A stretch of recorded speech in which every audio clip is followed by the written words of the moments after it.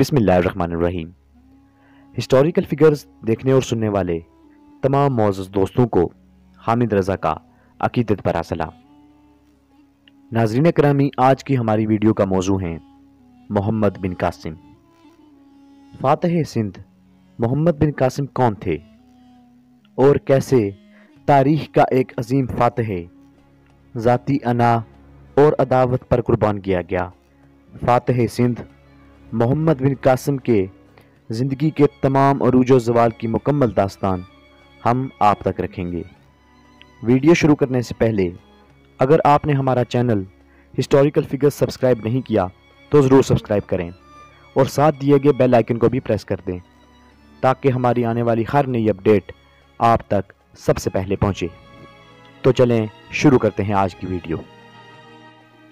Historical figures کے معزز viewers, محمد بن قاسم کا پورا نام عماد الدین محمد بن قاسم تھا، جو بنو امیہ کے ایک مشہور سپہ سالار حجاج بن یوسف کے بھتیجے تھے۔ محمد بن قاسم نے 17 سال کی عمر میں سندھ فتح کر کے ہندوستان میں اسلام کو متعارف کرایا اور ہندوستان میں اموی مہمات کا افتتاح کیا۔ ان کو اس عظیم فتح کے باعث ہندوستان اور پاکستان کے مسلمانوں میں ایک مسیحا کا اعزاز حاصل ہے، اور اسی لیے سندھ کو باب الاسلام کہا جاتا ہے، کیونکہ ہندوستان پر اسلام کا دروازہ یہیں سے کھلا تھا۔ ناظرین اکرامی، محمد بن قاسم 31 دسمبر 695 عیسوی میں طائف میں پیدا ہوئے۔ ان کے والد خاندان کے ممتاز افراد میں شمار کیے جاتے تھے۔ جب حجاج بن یوسف کو عراق کا گورنر مقرر کیا گیا تو اس نے سقفی خاندان کے ممتاز لوگوں کو مختلف عہدوں پر مقرر کیا، جن میں محمد بن قاسم کے والد بھی تھے، جن کو بصرہ کی گورنری پر فائز کیا گیا۔ اسی طرح محمد بن قاسم کی ابتدائی تربیت بصرہ میں ہوئی۔ مورخین لکھتے ہیں کہ تقریباً 5 سال کی عمر میں ان کے والد کا انتقال ہو گیا۔ ناظرین کرامی، اگر محمد بن قاسم کے ابتدائی دور کے حوالے سے بات کی جائے تو بچپن ہی سے محمد بن قاسم مستقبل کے ذہین اور قابل شخص نظر آتے تھے۔ غربت کی وجہ سے وہ اعلیٰ تعلیم حاصل نہ کر سکے اور یہ ان کی خواہش پوری نہ ہو سکی، اسی لیے ابتدائی تعلیم کے بعد فوج میں بھرتی ہو گئے۔ فنون سپاہی کی تربیت انہوں نے دمشق میں حاصل کی اور انتہائی کم عمری میں اپنی قابلیت اور غیر معمولی صلاحیت کی بدولت فوج میں اعلیٰ عہدے پر فائز ہو گئے اور انہوں نے وہاں ایک امتیازی حیثیت حاصل کی۔ ناظرین اکرامی، 15 سال کی عمر میں 708 عیسوی کو ایران میں کرتوں کی بغاوت کے خاتمے کے لیے انہیں سپہ سالاری کے فرائض سونپے گئے۔ اس وقت بنو امیہ کے حکمران ولید بن عبد الملک کا دور تھا اور حجاج بن یوسف عراق کے گورنر تھے۔ اس مہم میں محمد بن قاسم نے کامیابی حاصل کی اور ایک معمولی چھاؤنی شیراز کو ایک خاص شہر بنا دیا۔ اس دوران محمد بن قاسم کو فارس کے دارالحکومت شیراز کا گورنر بنایا گیا۔ اس وقت محمد بن قاسم کی عمر 17 برس تھی۔ اپنی تمام خوبیوں کے ساتھ حکومت کر کے اپنی قابلیت اور ذہانت کا سکہ بٹھایا اور 17 سال کی عمر میں ہی سندھ کی مہم پر سالار بنا کر بھیجا گیا۔ معزز ویورز، مورخین کے مطابق حجاج نے مکے میں حضرت ابو بکر کے نواسے عبداللہ بن زبیر کی حکومت ختم کی اور ان کی لاش مسجد الحرام میں عبرت کے لیے ٹانگی۔ پھر وہ عراق گئے اور حضرت ابو بکر کے بھانجے کے بیٹے عبد الرحمن بن محمد بن الاشعث کی بغاوت کو کچلا۔ ان کا ساتھ معروف راوی اور حدیث کے استاد عطیہ ابن سعد اوفی نے دیا تھا۔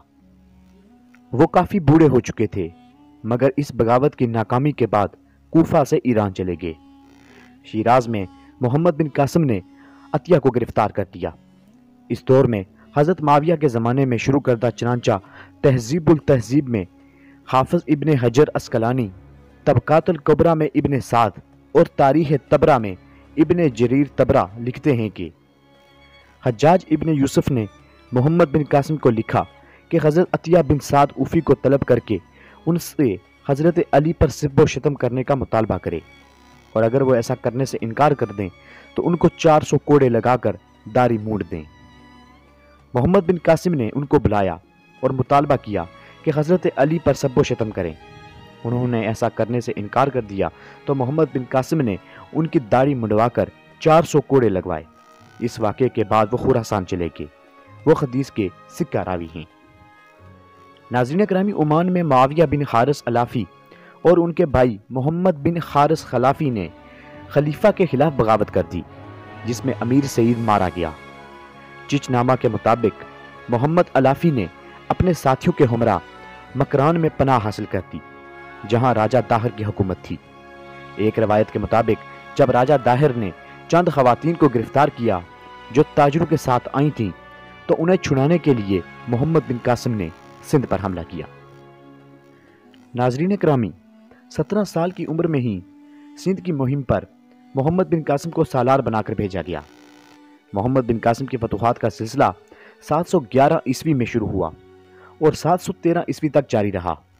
انہوں نے سندھ کے اہم علاقے فتح کیے اور ملتان کو فتح کر کے سندھ کی فتوحات کو پایہ تکمیل تک پہنچایا، لیکن شمالی ہند کی طرف بڑھنے کی خواہش حالات نے پوری نہ ہونے دی۔ ناظرین اکرامی، محمد بن قاسم کم سن تھے، لیکن اس کم سنی میں بھی انہوں نے نہ صرف ایک عظیم فاتح کی حیثیت سے اپنا نام پیدا کیا، بلکہ ایک کامیاب منتظم ہونے کا بھی ثبوت دیا۔ انہوں نے تقریباً 4 سال سندھ میں گزارے، لیکن اس مختصر عرصے میں انہوں نے فتوحات کے ساتھ ساتھ سلطنت کا اعلیٰ انتظام کیا اور سندھ میں ایسے نظام حکومت کی بنیاد ڈالی جس نے انصاف کے تمام تقاضوں کو پورا کیا۔ محمد بن قاسم نے اپنی صلاحیتوں، جرت اور حسن تدبر و اخلاق کے باعث ہندوستان میں جو کارنامے انجام دیے وہ قابل ذکر ہیں۔ سندھ کے عوام کے لیے انہوں نے رواداری کی بڑی عمدہ پالیسی اختیار کی۔ محمد بن قاسم کی سندھ کی فتح سیاسی، معاشرتی، مذہبی اور عملی ہر اعتبار سے بے شمار اثرات کی حامل تھی۔ ناظرین اکرامی، محمد بن قاسم ایک نوعمر نوجوان تھے۔ اس کم عمری میں انہوں نے سندھ کی مہم پر سپہ سالار کی حیثیت سے جو کارنامے سر انجام دیے وہ ان کے کردار کی پوری طرح عکاسی کرتے ہیں۔ وہ زبردست جنگی قابلیت اور انتظامی صلاحیتوں کے مالک تھے۔ ان کی ان صلاحیتوں کے ثبوت کے لیے سندھ کی مہم کی کامیابی ہی کافی ہے۔ ان کے اخلاق و کردار کا اندازہ اس بات سے بھی لگایا جا سکتا ہے کہ ایک غیر قوم ان کی گرویدہ ہو گئی تھی۔ سندھ کے عوام ان سے حد درجہ چاہت کا اظہار کرنے لگے تھے۔ تاریخ سندھ کے مصنف اعجاز الحق قدوسی تحریر کرتے ہیں کہ محمد بن قاسم جب سندھ سے رخصت ہونے لگے تو سارے سندھ میں ان کے جانے پر اظہار افسوس کیا گیا۔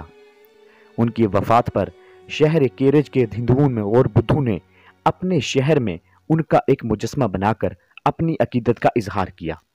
یہی ذکر فتوح البلدان کے مصنف بلازری نے بھی کیا ہے۔ وہ لکھتے ہیں کہ محمد بن قاسم کی شخصیت انتہائی پروکار تھی۔ ان کا اخلاق دوسروں کو جلد گرویدہ بنا لیتا تھا۔ ان کی زبان شیریں اور چہرہ ہنسمکھ تھا۔ وہ ایک باہمت، بامروت، رحم دل اور مل نثار انسان تھے۔ وہ ہر شخص سے محبت سے پیش آتے اور ان کے ماتحت ان کی حد درجہ عزت و احترام کرتے تھے۔ عام زندگی میں لوگوں کے غم بانٹتے تھے۔ انہوں نے ہر موڑ پر عقل و فراست کو پوری طرح استعمال کیا اور ان کا ہر قدم کامیابی کی راہیں تلاش کرتا تھا۔ ان کی بلند خیالی اور مستحکم ارادے ان کی کامیابی کی دلیل تھے۔ ناظرین اکرامی، ملتان کی فتح کے بعد محمد بن قاسم نے شمالی ہند کے سر سبز و شاداب علاقے کی جانب متوجہ ہونے کے لیے قدم بڑھائے۔ پہلے کنوج کے راجہ کو دعوت اسلام دی، لیکن اس نے قبول نہ کی، تو محمد بن قاسم نے کنوج پر حملے کی تیاری شروع کر دی۔ اس دوران 95 ہجری میں حجاج بن یوسف کا انتقال ہو گیا، جس پر محمد بن قاسم نے کنوج پر فوج کشی کی بجائے واپس آ گئی۔ حجاج بن یوسف کے انتقال کے کچھ ہی عرصے کے بعد ولید بن عبد الملک نے مشرقی ممالک کے تمام گورنروں کے نام احکامات جاری کیے کہ وہ تمام فتوحات اور پیش قدمی روک دیں۔ محمد بن قاسم کی شمالی ہند کی فتوحات کی خواہش پوری کرنے کی حالات نے اجازت نہ دی اور کچھ ہی ماہ بعد خلیفہ ولید بن عبد الملک کا بھی 96 ہجری میں ہی انتقال ہو گیا۔ اموی خلیفہ ولید بن عبد الملک کے انتقال کے ساتھ ہی فاتح سندھ محمد بن قاسم کا زوال شروع ہو گیا، کیونکہ ولید کے بعد اس کا بھائی سلیمان بن عبد الملک جانشین مقرر ہوا، جو حجاج بن یوسف کا سخت دشمن تھا۔ حجاج کا انتقال اگرچہ اس کی خلافت کے آغاز سے قبل ہی ہو گیا، لیکن اس عداوت کا بدلہ اس نے حجاج کے تمام خاندان سے لیا اور محمد بن قاسم کی تمام خدمات اور کارناموں کو نظر انداز کرتے ہوئے انہیں حجاج کے خاندان کا فرد ہونے کے جرم میں عتاب کا نشانہ بنایا۔ ناظرین اکرامی، سلیمان نے یزید بن ابی کبشہ کو سندھ کا والی بنا کر بھیجا اور حکم دیا کہ محمد بن قاسم کو گرفتار کر کے بھیجو۔ محمد بن قاسم کے ساتھیوں کو جب ان کی گرفتاری کا پتہ چلا تو انہوں نے محمد بن قاسم سے کہا کہ ہم آپ کو اپنا امیر مانتے ہیں اور اسی لیے آپ کے ہاتھ پر بیعت کرتے ہیں، خلیفہ کا ہاتھ ہرگز آپ تک نہیں پہنچنے دیں گے۔ لیکن محمد بن قاسم نے خلیفہ کے حکم کے سامنے اپنے آپ کو جھکا دیا۔ یہ ان کی عظمت کی سب سے بڑی دلیل ہے کہ اگر وہ ایسا نہ کرتے تو ان کی امداد کے لیے سندھ کے ریگستان کا ہر ذرہ آگے آتا، لیکن انہوں نے اپنے آپ کو ابی کبشہ کے سپرد کر دیا۔ ناظرین کرامی، محمد بن قاسم کو گرفتار کرنے کے بعد انہیں دمشق بھیج دیا گیا۔ سلیمان نے انہیں واسط کے قید خانے میں قید کروا دیا۔ 7 ماہ قید کی صحبتیں جھیلنے کے بعد 19 سال کی عمر میں یعنی کہ 18 جولائی 715 عیسوی کو وہ اس دنیا سے رخصت ہو گئے، اور اس طرح محسن سلطنت کی خلیفہ نے قدر نہ کی اور ایک عظیم فاتح محض خلیفہ کی ذاتی عداوت اور دشمنی کی بنا پر اپنی زندگی سے ہاتھ دھو بیٹھا۔ ناظرین کرامی، محمد بن قاسم نے اپنی جنگی صلاحیتوں، جرأت اور حسن تدبر و اخلاق کے باعث ہندوستان میں جو کارنامے سر انجام دیے وہ تاریخ میں سنہری حروف سے لکھے گئے۔ ان کی موت سے دنیا اسلام کو عظیم نقصان پہنچا۔ ہسٹوریکل فگرز کے معزز ویورز، محمد بن قاسم سندھ میں تقریباً 4 سال رہے۔ فتح سندھ کے بعد انہوں نے یہاں کا نظام حکومت انتہائی کامیابی سے چلایا۔ اس نظام کی کامیابی یقیناً ان کی شخصیت کی مرہون منت تھی۔ انہیں سندھ کی گورنری سے معزول کر کے یزید بن ابی کبشہ کو گورنر مقرر کیا گیا، لیکن ان کا چند ہی دن بعد انتقال ہو گیا۔ ان کے انتقال اور نئے گورنر کے آنے تک محمد بن قاسم کی گرفتاری کے اثرات سندھ میں بد نظمی کی صورت میں نظر آنے لگے۔ رب ذوالجلال کی بارگاہ میں دعا ہے کہ وہ مسلم امہ کے اس عظیم فاتح کے درجات بلند فرمائے اور ان کی قبر پر کروڑوں رحمتوں کا نزول فرمائے۔ ناظرین اکرامی، ہمیں امید ہے کہ آپ کو ہماری یہ چھوٹی سی کاوش ضرور پسند آئی ہوگی، اور اگر آپ کو ہماری یہ ڈاکومنٹری اچھی لگی ہو تو ویڈیو کو لائک اور شیئر کرنا مت بھولیے گا۔ رب ذوالجلال آپ سب کا حامی